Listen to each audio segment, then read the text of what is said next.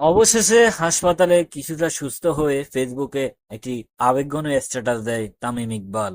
বাংলাদেশ ক্রিকেটের সেরা opener, dashing opener Tamim Iqbal দেশবাসীর কাছে দোয়া চেয়ে সামাজিক যোগাযোগ মাধ্যমে ফেসবুক স্ট্যাটাস দিয়ে জাতীয় দলের ক্রিকেট সাবেক অধিনায়ক ইকবাল বলেন, মঙ্গলবার দুপুরে নিজের ভেরিফাইড ফেসবুকে তিনি এই স্ট্যাটাস দেন।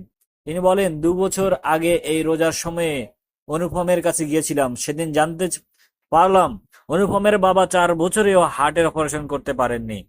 হৃদয়ের স্পন্দন আমাদের বাঁচিয়ে রাখে, কিন্তু এই স্পন্দন যে কখন ঘোষণা না দিয়ে থেমে যেতে পারে, এই কথাটি আমরা বারবার বলে যাই।